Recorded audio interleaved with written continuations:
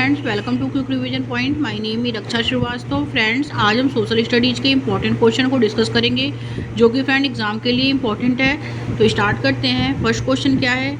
AD या एनो Duminy युग को सीई भी कहा जाता है। सीई का फुल फॉर्म क्या है?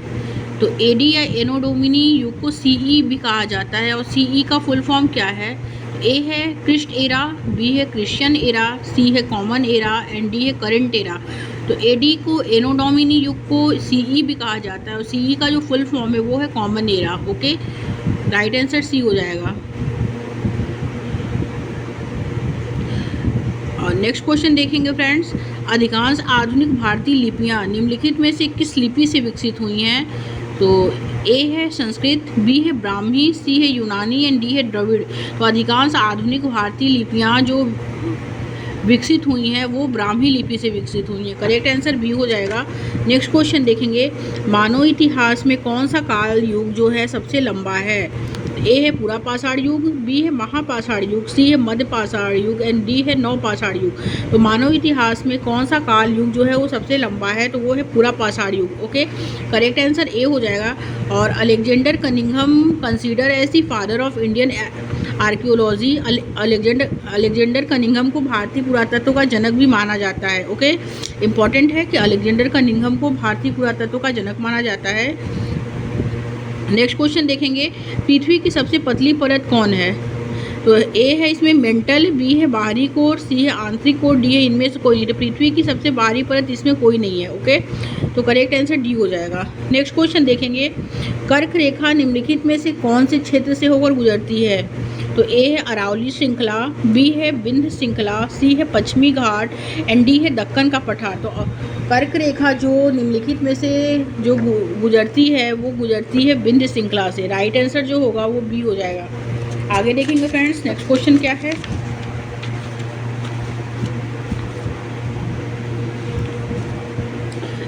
नेक्स्ट क्वेश्चन है कि भारत में दूसरी पंचवर्षीय योजना की अवधि क्या थी? तो दूसरी पंचवर्षीय योजना की अवधि जो थी वो थी 1956 से 1961 तक। ओके, नेक्स्ट क्वेश्चन देखेंगे कि भारत में वर्ष 1975 में तीसरी बार आपातकाल घोषित किए जाने के दौरान भारत के राष्ट्रपति कौन थे? तो भारत के में वर्ष 1975 में तीसरी बार आपातकाल घोषित किए जाने के दौरान भारत के राष्ट्रपति कौन थे? तो ए है बसप्पा दासप्पा जत्ती, बी है फखरुद्दीन अली अहमद, सी है ज्ञानी जैल सिंह एंड डी है जाकिर हुसैन खान। तो भारत में 1975 में तीसरी बार आपातकाल घोषित किए जाने के दौरान भारत के राष्ट्रपति जो थे वो फखरुद्दीन अली अहमद थे। करेक्ट आंसर बी हो जाएगा। नेक्स्ट क्वेश्चन देखेंगे। 1853 में बम्बई से थाने के बीच पहला रेलवे ट्रैक किसके द्वारा बनाया गया था? वो लॉर्ड डलहौजी के द्वारा बनाया गया था। राइट आंसर ए हो जाएगा। नेक्स्ट क्वेश्चन देखेंगे। निम्नलिखित में से कौन सी नदी सिंधु जल संधि 1960 के तहत शामिल नहीं है? तो निम्नलिखित में से कौन सी नदी जो है सिंधु जल संधि 1960 के तहत शामिल नहीं है? तो ए है रावी, बी है चिनाब, सी है तीस्ता एंड डी है ब्यास। तो वो जो है वो तीस्ता नदी जो है वो सिंधु जल संधि 1960 के तहत शामिल नहीं है, तीस्ता। राइट आंसर सी हो जाएगा। Next question. निम्नलिखित में से कौन सा कथन ताप्ती नदी के बारे में सही है? तो फर्स्ट है इसमें नदी मध्य प्रदेश, महाराष्ट्र और छत्तीसगढ़ से होकर बहती है। सही नहीं, सही ये पूछा है। तो ये क्या है? ये गलत है। यह नदी मध्य प्रदेश के बैतूल जिले के मुल्ताई से निकलती है। तो ये क्या है? ये करेक्ट है। ओके, कि जो ताप्ती नदी है वो मध्य प्रदेश के बैतूल जिले के मुल्ताई से निकलती है। तो राइट आंसर जो होगा फ्रेंड वो ओनली 2 हो जाएगा। नेक्स्ट क्वेश्चन देखेंगे। सरोजनी नायडू 1925 में सत्र में भारतीय कांग्रेस की अध्यक्ष बनी। तो सरोजनी नायडू ने 1925 में कानपुर सत्र में भारतीय राष्ट्रीय कांग्रेस की क्या बनी? अध्यक्ष बनी। राइट आंसर बी हो जाएगा, कांग्रेस। सॉरी, बी हो जाएगा कानपुर। कि सरोजनी नायडू ने 1925 में कानपुर सत्र में भारतीय राष्ट्रीय कांग्रेस की क्या बनी? अध्यक्ष बनी। ओके, आगे देखते हैं फ्रेंड्स। नेक्स्ट क्वेश्चन क्या है कि सर्वेंट्स ऑफ इंडिया सोसाइटी की स्थापना का श्रेय जो है वो किसे दिया जाता है? तो सर्वेंट्स ऑफ इंडिया सोसाइटी की स्थापना का श्रेय जो दिया जाता है वो गोपाल कृष्ण गोखले को दिया जाता है। ओके, नेक्स्ट क्वेश्चन देखेंगे। सतनामी आंदोलन फिल इन दी ब्लैंक्स द्वारा स्थापित किया गया, किसके द्वारा स्थापित किया गया? तो ए है देवेंद्रनाथ टैगोर, बी है घासीदास, सी है श्री नारायण गुरु एंड डी है हेनरी लुइस विवेन्यू डेरेजियो। तो सतनामी आंदोलन जो स्थापित किया गया था वो गुरु घासीदास द्वारा स्थापित किया गया था। राइट आंसर सेकंड हो जाएगा इसमें। नेक्स्ट क्वेश्चन देखेंगे, साल, सागौन, नीम और शीशम फर्नीचर, परिवहन और निर्माण सामग्री बनाने के लिए उपयोगी जैसे सख्त लकड़ी वाले वृक्ष किस प्रकार के जंगलों में पाए जाते हैं? तो ए है भूमध्य सागरीय वनस्पति, बी है शंकुधारी वन एंड सी है समशीतोष्ण पर्णपाती वन एंड डी है उष्ण कटिबंधीय पर्णपाती वन। तो यहाँ पूछा है कि सागौन, साल, सागौन, नीम और शीशम फर्नीचर, परिवहन और निर्माण सामग्री बनाने के लिए उपयोगी जैसे सख्त लकड़ी पूछा है। यहाँ सख्त लकड़ी वाले वृक्ष किस प्रकार के जंगलों में पाए जाते हैं? तो हार्डवुड ट्रीज जो पाए जाते हैं वो ट्रॉपिकल डेसिडुअस फॉरेस्ट यानी उष्ण कटिबंधीय पर्णपाती वन में पाए जाते हैं। ओके, करेक्ट आंसर डी हो जाएगा। और शंकुधारी वन में जो पाए जाते हैं वो नरम काष्ठ वाले लकड़ी पाए जाते हैं। ओके, सॉफ्ट वुड ट्रीज पाए जाते हैं और इसे टैगा भी कहा जाता है। और समशीतोष्ण में हार्ड एवं सॉफ्ट वुड दोनों ट्रीज पाए जाते हैं। तो इसमें जो पूछा है ओनली हार्ड पूछा है, सख्त लकड़ी वाले वृक्ष जो होते हैं साल, सागौन, नीम और शीशम तो वो पाए जाते हैं उष्ण कटिबंधीय पर्णपाती वन में। नेक्स्ट क्वेश्चन देखेंगे, करेक्ट आंसर डी हो जाएगा। नेक्स्ट क्वेश्चन है फ्रेंड कि सिंधु जल संधि के अनुसार भारत को किस नदी के जल पर नियंत्रण दिया गया था? तो सिंधु जल संधि के अनुसार भारत को किस नदी के जल पर नियंत्रण दिया गया था? तो वो रावी, ब्यास और सतलज। राइट आंसर जो होगा वो ए हो जाएगा, रावी, ब्यास और सतलज। नेक्स्ट क्वेश्चन देखेंगे, यह वनस्पति 16 ए कहता है कथन कि यह वनस्पति उत्तरी गोलार्ध के उच्च अक्षांशों में 50 से 60 डिग्री में पाई जाती है और इसे टैगा के नाम से भी जाना जाता है। तो ए है शीतोष्ण पर्णपाती वन, बी है शंकुधारी वन एंड सी है इसमें भूमध्य सागरीय वनस्पति एंड डी है शीतोष्ण घास स्थल। तो शंकुधारी वन जो होता है वो इसकी जो वनस्पति है उत्तरी गोलार्ध के उच्च अक्षांशों में 50 से 60 डिग्री सेंटीग्रेड में पाई जाती है और इसे टैगा भी कहा जाता है। और टैगा जो है वो रसियन भाषा में कहा जाता है इसे। और इसमें जो अभी हम बताएं कि सॉफ्ट नरम लकड़ी वाले पौधे जो है पाए जाते हैं शंकुधारी वन में। ओके, तो राइट आंसर जो होगा वो बी हो जाएगा फ्रेंड्स, शंकुधारी वन। इसको एसर्शन एंड रीजन में क्वेश्चन पूछ दिया है कि यह वनस्पति उत्तरी गोलार्ध के उच्च अक्षांशों में 50 से 60 सेंटीग्रेड में पाई जाती है और इसे टैगा के नाम से भी जाना जाता है। तो वो है शंकुधारी वन। ओके, राइट आंसर बी हो जाएगा फ्रेंड्स। नेक्स्ट क्वेश्चन देखेंगे,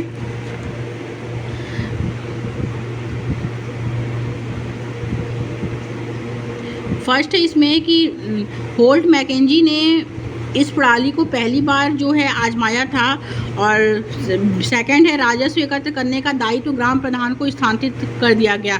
वो कौन सा बंदोबस्त था? तो ए है स्थायी बंदोबस्त, बी है रैयतवाड़ी आंदोलन, सी है महलवाड़ी बंदोबस्त एंड डी है जमींदारी बंदोबस्त।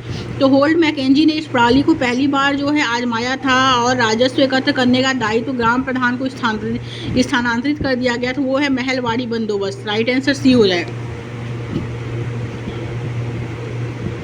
नेक्स्ट क्वेश्चन है फ्रेंड, निम्नलिखित में से कौन सा भ्रसोंग पर्वत का जो है एक उदाहरण है?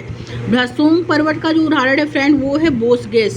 ओके, बोसगेस जो है वो भ्रसोंग पर्वत का उदाहरण है। ओके, राइट आंसर जो हो जाएगा ए हो जाएगा। नेक्स्ट क्वेश्चन देखेंगे, महल क्या था? महल क्या था?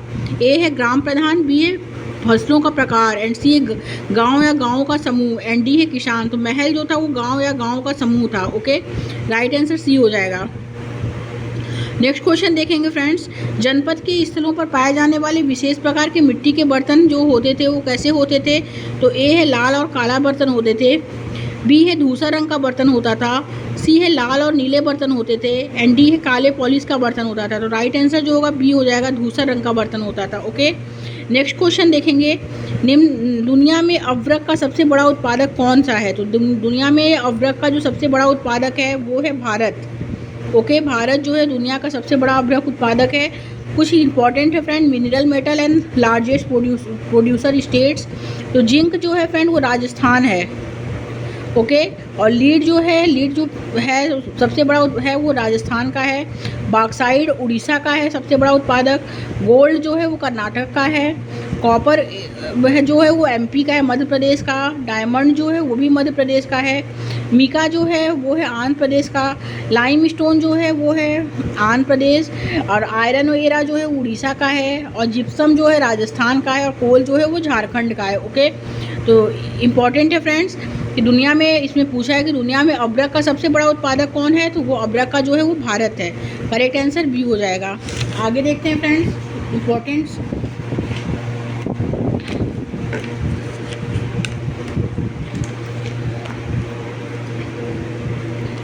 मध्यकाल में दिल्ली के शासकों के संदर्भ में जो है निम्नलिखित का मिलान कीजिए और उपयुक्त विकल्प का चयन कीजिए। तो ए है इसमें तोम जो हैं वो होते हैं, तोम है, फिर है अनंगपाल, फिर चौहान, फिर पृथ्वीराज चौहान। तोम का जो हो जाएगा वो हो जाएगा आरंभिक 12वीं शताब्दी 1165 ईस्वी में। अनंगपाल जो हो जाएंगे, ए का थर्ड हो जाएगा अनंगपाल हो जाएगा 1130 से 1145 ईस्वी।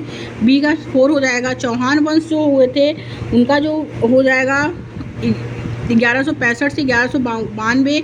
एंड पृथ्वीराज चौहान 1175 से 1192 ईस्वी। ओके, तो राइट आंसर जो होगा फ्रेंड वो हो जाएगा ए का थर्ड हो जाएगा, बी का 4, सी का सेकंड एंड डी का फर्स्ट। तो राइट आंसर जो होगा वो बी हो जाएगा। ओके, नेक्स्ट क्वेश्चन देखेंगे। प्राचीन तमिलनाडु में फिल इन दी ब्लैंक्स की बस्तियों को उर कहते हैं। तो किसकी बस्तियों को उर कहते हैं? तो ए है व्यापारी, बी है कुलीन अभिजातों, सी है खेतिहर किसानों, डी है शिल्पकारों।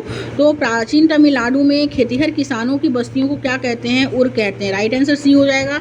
नेक्स्ट क्वेश्चन देखेंगे। मुगल साम्राज्य के पतन के संदर्भ में निम्नलिखित का मिलान कीजिए। तो ए है इसमें फर्रुखसियर का जो है वो है 1713 से 1719 ईस्वी। शाह आलम द्वितीय का जो है वो है हो जाएगा 1759 से 1816 ईस्वी। बी का फर्स्ट हो जाएगा, ए का सेकंड। अहमद शाह जो है वो 1748 से 1754 ईस्वी। सी का 4 हो जाएगा। आलमगीर द्वितीय जो है वो हो जाएंगे 1754 से 1759 ईस्वी। ओके, एंड डी का थर्ड हो जाएगा। तो ए का जो हो जाएगा सेकंड, बी का जो हो जाएगा वो फर्स्ट, सी का 4 एंड डी का थर्ड। ओके, तो करेक्ट आंसर जो होगा फ्रेंड्स सी हो जाएगा। नेक्स्ट क्वेश्चन देखेंगे। उत्तराधिकार की शहदायात प्रथा का अर्थ क्या है? तो शहदायात प्रथा का जो अर्थ है वो है, ए है पसंदीदा पुत्र को अपने पिता की संपत्ति विरासत में मिलना, बी है ज्येष्ठ पुत्र को अपने पिता की संपत्ति विरासत में मिलना, सी है सभी पुत्रों व पुत्रियों के बीच विरासत का विभाजन, एंड डी है सभी पुत्रों के बीच विरासत का विभाजन। तो उत्तराधिकार की शहदायात प्रथा का जो अर्थ होता है वो होता है सभी पुत्रों के बीच विरासत का विभाजन। राइट आंसर डी हो जाएगा। Next question. मराठी में लिखे भक्ति गीतों को किस नाम से जाना जाता है? तो ए है श्रोतम, बी है भजनम, सी है प्रबंधम एंड डी है अभंग। तो मराठी में लिखे भक्ति गीतों को जो नाम से जाना जाता है वो अभंग के नाम से जाना जाता है। करेक्ट आंसर डी हो जाएगा। नेक्स्ट क्वेश्चन देखेंगे फ्रेंड्स। मौजूदा महाराष्ट्र में रहे संतों के बारे में निम्नलिखित कथन को पढ़िए और उपयुक्त विकल्प का चुनाव कीजिए। फर्स्ट है इसमें 13वीं से 17वीं शताब्दी में हुए कवि संतों ने सभी प्रकार के कर्मकांडों और जन्म आधारित अंतरों का विरोध किया। बिल्कुल करेक्ट है। और इन कवि संतों ने रोजी रोटी कमाने और विनम्रतापूर्वक जरूरतमंद साथी व्यक्तियों की सेवा करते हुए जीवन बिताने को अधिक पसंद किया। तो ये भी करेक्ट है कि ये मौजूदा महाराष्ट्र में जो संत थे उनके बारे में जो है कि वो जो संत थे वो 13वीं से 17वीं शताब्दी में हुए कवि संतों ने वहाँ सभी प्रकार के कर्मकांड जो थे वहाँ को जन्म आधारित अंतरों में उनका विरोध किया और वो रोजी रोटी कमाने और विनम्रतापूर्वक जरूरतमंद साथियों या व्यक्तियों को की सेवा में जीवन बिताने के को क्या करते थे वो अधिक पसंद करते थे। तो इसमें दोनों सही है। ओके, राइट आंसर ए हो जाएगा फ्रेंड्स।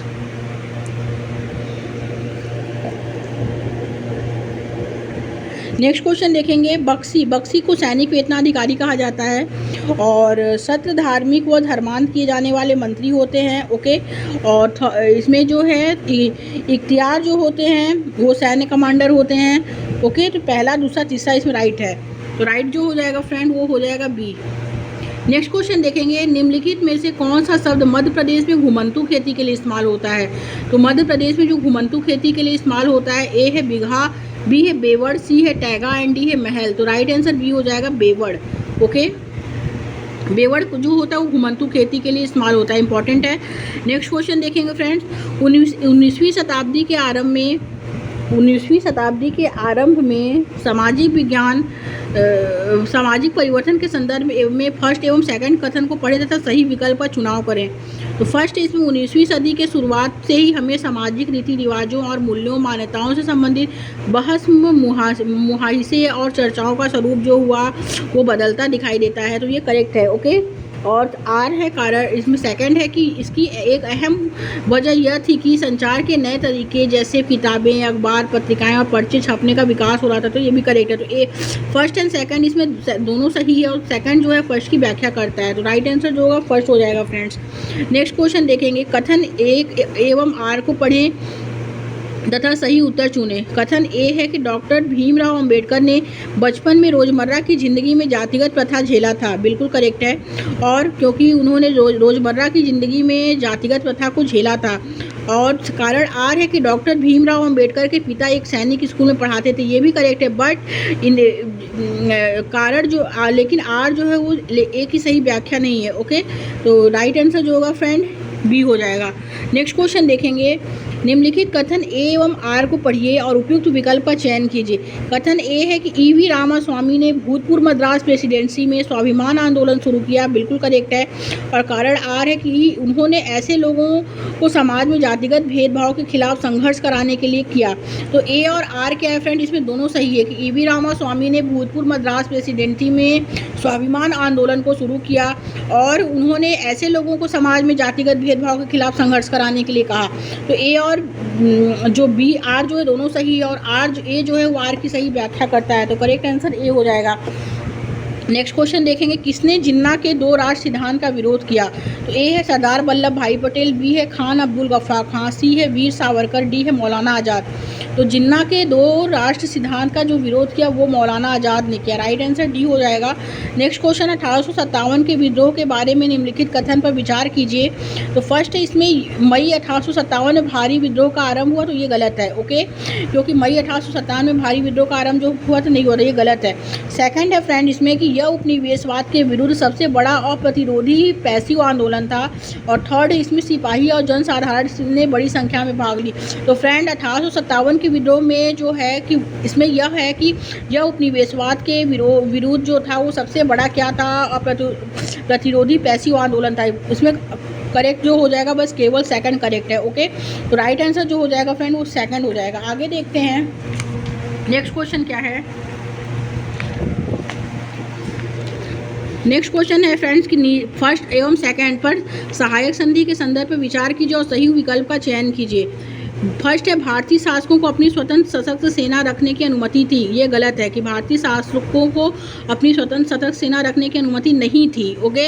और सेकंड है कि भारतीय शासकों को ईस्ट इंडिया कंपनी को भुगतान करना पड़ता था। ये करेक्ट है। यस, कि भारतीय शासकों को वो ईस्ट इंडिया कंपनी को भुगतान करना पड़ता था। तो इसमें फर्स्ट गलत है, सेकंड क्या है सही है। तो राइट आंसर जो होगा फ्रेंड वो डी हो जाएगा। नेक्स्ट क्वेश्चन देखेंगे, निम्न युग्मों पर विचार कीजिए।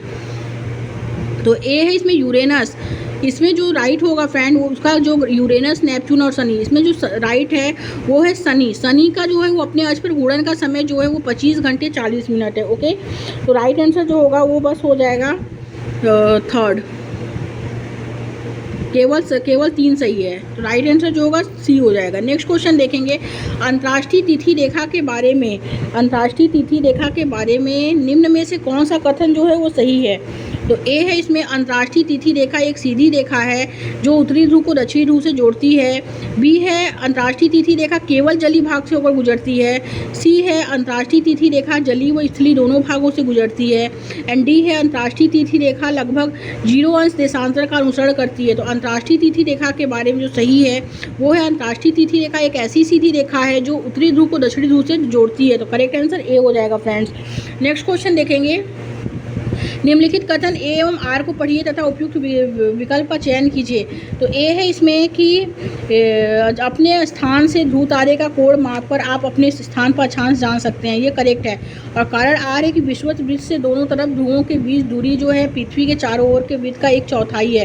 तो ये भी करेक्ट है। तो ए और आर क्या है, दोनों सही है और आर जो है एक ही सही व्याख्या लेकिन नहीं है। तो ओके, राइट आंसर बी हो जाएगा। नेक्स्ट क्वेश्चन देखेंगे, महासागरीय परपट्टी के मुख्य खनिज कौन कौन से हैं। तो वो है इसमें मैग्नीशियम, एल्युमिनियम नहीं है, सिलिका है और निकेल नहीं है। तो पहला और तीसरा राइट हो जाएगा। तो राइट आंसर जो होगा फ्रेंड्स सी हो जाएगा। ओके। नेक्स्ट क्वेश्चन देखेंगे, एक व्यक्ति ने किसी क्षेत्र का दौरा किया और वहां उसे बॉन्ज एस बीज और के पेड़ तथा फिजेट मोनाल पक्षी मिले।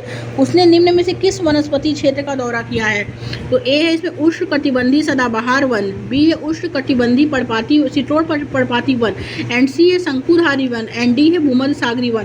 तो इसमें जो है क्या दिया है, बॉन्ज एस जैसे तथा पेड़, फिजेट मोनाल पक्षी जो मिलते हैं वो मिलते हैं फ्रेंड सिट्रोल पर्णपाती वन में। ओके, तो राइट आंसर जो होगा फ्रेंड वो बी हो जाएगा। नेक्स्ट क्वेश्चन देखेंगे, किस क्षेत्र में बहुत ही सीमित प्राकृतिक वनस्पति मिलती है? तो ए है शीतोष्ण कटिबंधीय क्षेत्र, बी है टुंड्रा क्षेत्र, सी है शीत कटिबंधीय क्षेत्र, एंड डी है उष्ण कटिबंधीय क्षेत्र। तो टुंड्रा क्षेत्र वहाँ बहुत ही सीमित प्राकृतिक वनस्पति मिलती है। ओके, तो करेक्ट आंसर जो होगा फ्रेंड वो हो जाएगा बी। नेक्स्ट क्वेश्चन देखेंगे, निम्नलिखित कथन ए एवं आर के आधार पर सही विकल्प का चयन कीजिए। कथन ए कहता है कि महासागर का जल जो है लवड़ी या खारा होता है, बिल्कुल करेक्ट है। और कारण आर है कि महासागर के जल में बड़ी मात्रा में घुले हुए लवण होते हैं, ये भी करेक्ट है। तो ए और आर जो है दोनों सही है, और आर जो है एक ही सही व्याख्या भी करता है, तो करेक्ट आंसर ए हो जाएगा। नेक्स्ट क्वेश्चन देखेंगे, पवन के निक्षेपण को कहा जाता है, क्या कहा जाता है? ए है लोएस, बी है छत्रक सेल, सी है हिमोड, एंड डी है स्टैक। तो पवन के निक्षेपण को जो कहा जाता है वो लोएस कहा जाता है। ओके, नेक्स्ट क्वेश्चन देखेंगे, जिस स्थान पर कोई नदी किसी अन्य जल राशि में मिलती है उसे कहते हैं, उसे क्या कहते हैं? तो ए है इसमें डेल्टा, बी है तटबंध, सी है जाप झील, डी है नदी मुहाना। तो कि जिस स्थान पर कोई नदी किसी अन्य जल राशि में मिलती है तो उसे नदी मुहाना कहते हैं, राइट आंसर डी हो जाएगा। नेक्स्ट क्वेश्चन देखेंगे फ्रेंड्स, निम्न सूचीबद्ध लक्षणों पर विचार कीजिए और वनों के प्रकार की पहचान कीजिए। ये वन जो होते हैं संघन हैं और यहाँ सालों भर वर्षा होती है। ओके, सेकंड कह रहा है कि रोजवुड, आमनूस, महोगनी इस प्रकार के वनों के महत्वपूर्ण वृक्ष हैं। और थर्ड है कि ये वन जो होते हैं भूमध्य रेखा और उष्ण कटिबंध में के पास होते हैं, पाए जाते हैं। वो कौन से वन हैं कि जो संघन होते हैं और वहाँ सालों भर वर्षा होती है? रोजवुड, आमनूस, महोगनी इस प्रकार के वन के उदाहरण हैं, महत्वपूर्ण वृक्ष हैं। और ये वन जो होते हैं वो भूमध्य रेखा और उष्ण कटिबंध के पास जो होते हैं पाए जाते हैं, तो वो होते हैं उष्ण कटिबंधीय सदाबहार वन। ओके, राइट आंसर इसमें डी हो जाएगा फ्रेंड।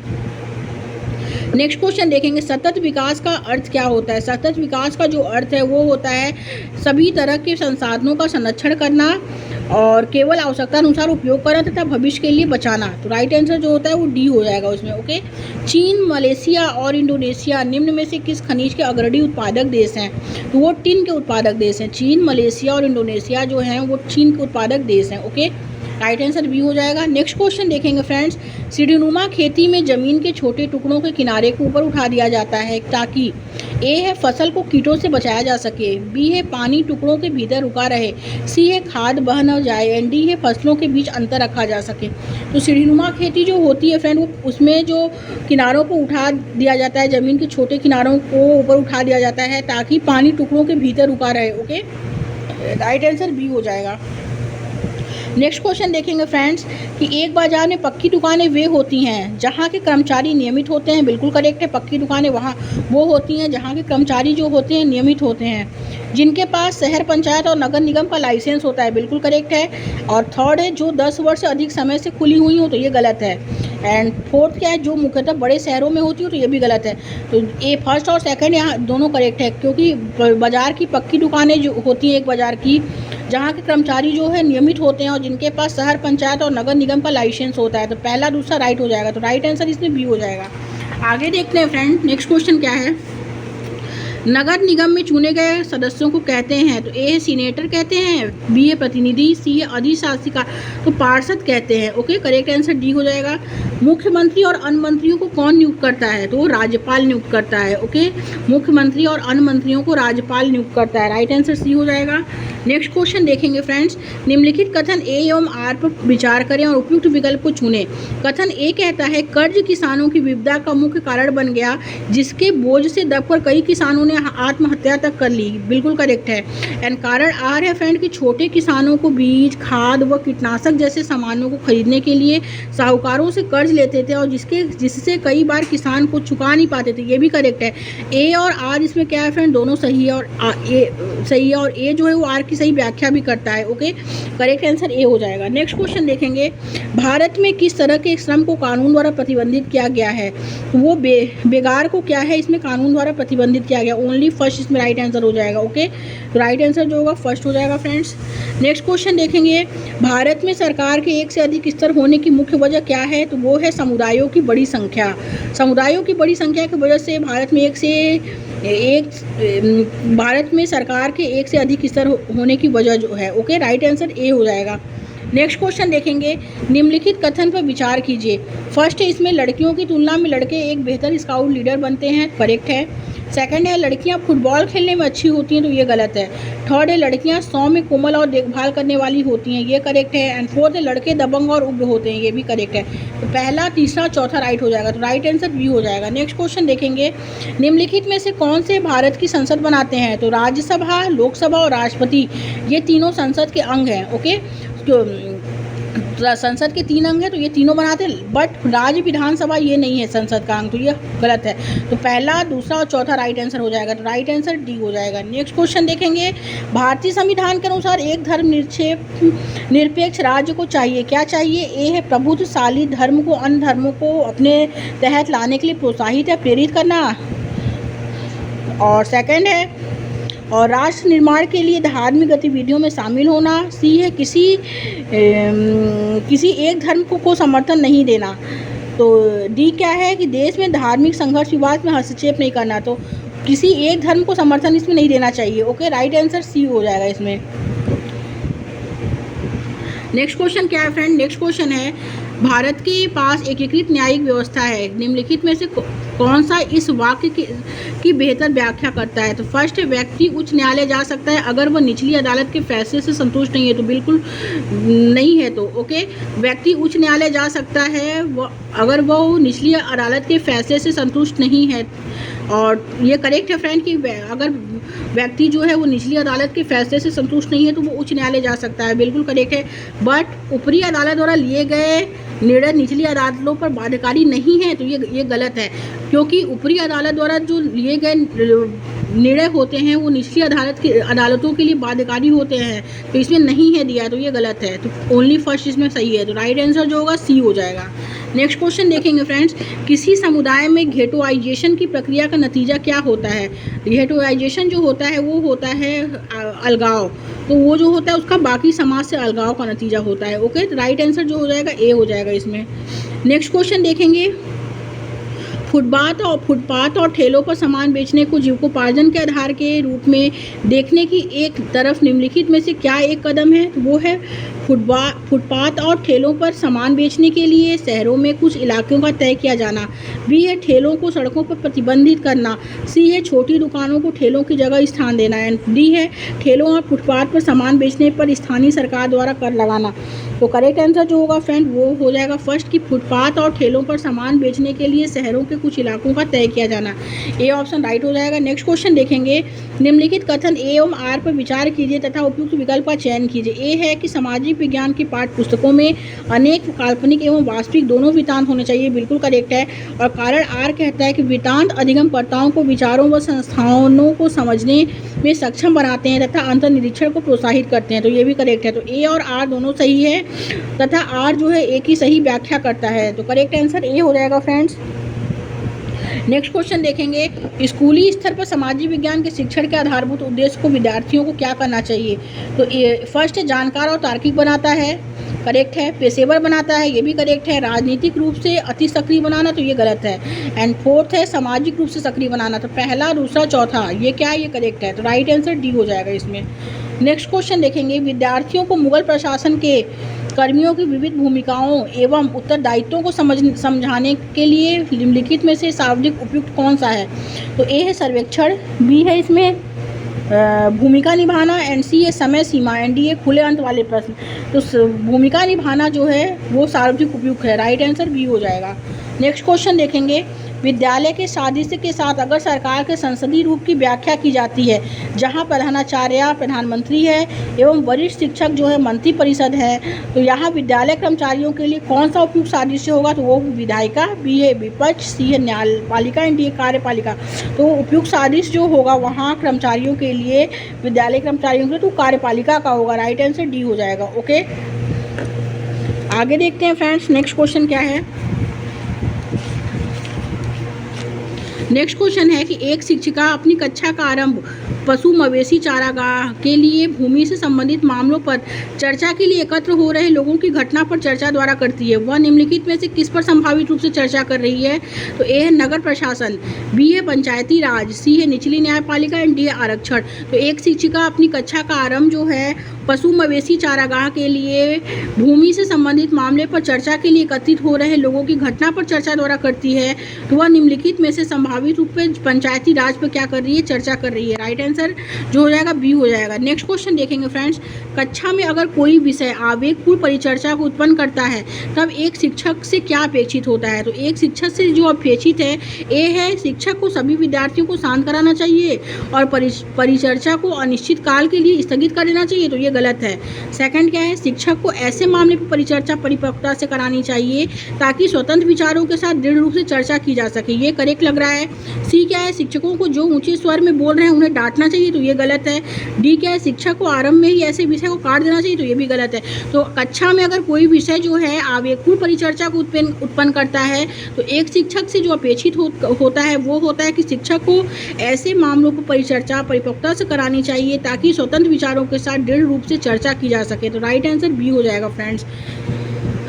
नेक्स्ट क्वेश्चन देखेंगे, एक सामाजिक विज्ञान शिक्षक की भूमिका और जिम्मेदारी के संदर्भ में निम्न कथनों पर विचार करें और सही विकल्प जो है चुनें। तो फर्स्ट है, इसमें उन्हें विद्यार्थियों का गतिविधियों और परियोजनाओं के साथ मनोरंजन करना चाहिए। तो ये क्या है? गलत है।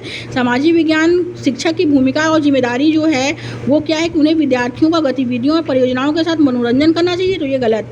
सेकंड क्या है, उन्हें एक ऐसे शिक्षक होना चाहिए जो समकालीन घटनाओं और मुद्दों के ज्ञान से खुद को सूचित रखती हो। तो ये क्या है? बिल्कुल करेक्ट है। थर्ड है, शिक्षार्थियों को उनके दैनिक जीवन और स्कूली जीवन से संबंध स्थापित करने में मदद करें। ये भी करेक्ट है। फोर्थ है कि शिक्षार्थी के लिए नतीजा आधारित अच्छा वातावरण सुनिश्चित करें। तो ये गलत है। नतीजा आधारित ये गलत है, ये निगेटिव है। सेकंड और थर्ड इसमें राइट हो जाएगा फ्रेंड्स। ओके, राइट आंसर जो होगा सी हो जाएगा।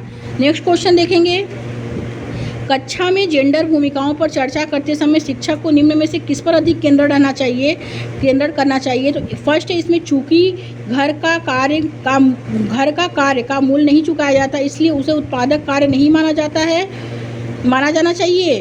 बी सेकंड है, लैंगिकता के मुद्दे सिर्फ महिलाओं और लड़कियों के होते हैं। एंड थर्ड, यह दर्शाने के लिए कि समाजीकरण हर जगह एक जैसा नहीं होता है, केस स्टडीज का प्रयोग किया जा सकता है। तो बिल्कुल कि कक्षा में जेंडर भूमिकाओं पर चर्चा करते समय शिक्षक को जो अधिक केंद्र करना चाहिए वो करना चाहिए कि यह दर्शाने के लिए कि समाजीकरण जो होता है हर जगह एक जैसा नहीं होता है, केस स्टडीज का क्या करना चाहिए, प्रयोग किया जा सकता है। तो राइट आंसर थर्ड हो जाएगा, केवल सही थर्ड सही है। राइट आंसर सी हो जाएगा। नेक्स्ट क्वेश्चन देखेंगे फ्रेंड्स, लैंगिक बराबरी की समझ को बेहतर करने के लिए निम्न में से कौन से उदाहरण जो है कक्षा में चर्चा के दौरान किए जाते हैं? सही विकल्प चुने। तो राष्ट्रीय गान कक्षा में नहीं, गलत, ये गलत है, चर्चा के दौरान नहीं होता। सेकंड क्या, सुल्ताना का स्वप्न, ये करेक्ट है कि लैंगिक बराबरी की समझ को बेहतर करने के लिए जो है चर्चा जो है सुल्ताना का स्वप्न कहानी। मताधिकार आंदोलन, महिलाओं को अपनी पसंद के कपड़े पहनने का अधिकार, ये क्या है? ये लैंगिक बराबरी है। ओके, तो दूसरा तीसरा चौथा राइट हो जाएगा। तो राइट आंसर जो होगा फ्रेंड्स बी हो जाएगा। नेक्स्ट क्वेश्चन देखेंगे, एक सामाजिक विज्ञान की शिक्षिका अपनी कक्षा में भेदभाव के विषय पर चर्चा करना चाहती है, निम्न में से कौन सा उदाहरण चर्चा के लिए उपयुक्त होगा? तो फर्स्ट है, इसमें डॉक्टर भीमराव अंबेडकर के बचपन के अनुभव, बिल्कुल करेक्ट है। सेकंड क्या है, ओम प्रकाश वाल्मीकि की पुस्तक जूठन, ये भी करेक्ट है। बट भारत संविधान बनने की प्रक्रिया, ये गलत है। ओके, तो राइट आंसर जो होगा भेदभाव के लिए पूछा, भेदभाव के विषय में, तो फर्स्ट और सेकंड जो क्या है ये करेक्ट हो जाएगा। तो राइट आंसर जो होगा वो ए हो जाएगा फ्रेंड्स। आगे देखेंगे नेक्स्ट क्वेश्चन क्या है। नेक्स्ट क्वेश्चन है फ्रेंड्स कि भेदभाव के संप्रत्यय का परिचय देने के पश्चात एक माध्यमिक स्तर की सामाजिक विज्ञान की कक्षा में शिक्षिका विद्यार्थियों को निम्न सामाजिक स्तर के लोगों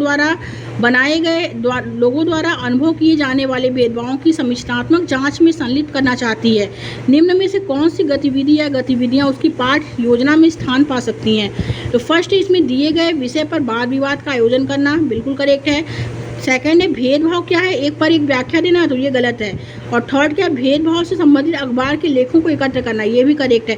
कि कौन सी गतिविधियां उसकी पाठ्य योजना में स्थान देंगी, तो पहला और तीसरा इसमें राइट है। ओके, तो राइट आंसर जो होगा सी हो जाएगा कि दिए गए विषय पर वाद विवाद का आयोजन करना और भेदभाव से संबंधित अखबार के लेखों को एकत्र करना। करेक्ट आंसर सी हो जाएगा। नेक्स्ट एंड लास्ट क्वेश्चन देखेंगे फ्रेंड कि सामाजिक विज्ञान के शिक्षक की भूमिका पर निम्नलिखित कथन ए तथा आर्य को पढ़िए तथा उपयुक्त विकल्प का चयन कीजिए। कथन ए कहता है किसी आर्थिक और सामाजिक मुद्दे पर एक सामाजिक विज्ञान के शिक्षक को बहुल दृष्टिकोण की समझ होनी चाहिए, बिल्कुल करेक्ट है। और कारण आर क्या है, गरीबी तथा जातिगत भेदभाव जैसे मुद्दे की कई तरीके से व्याख्या करने की जरूरत पड़ सकती है, बिल्कुल करेक्ट है। तो ए और आर क्या है, दोनों सही है। और ए जो है वो आर की सही व्याख्या भी करता है। ओके, तो राइट आंसर जो होगा फ्रेंड वो ए हो जाएगा। Thank you friends.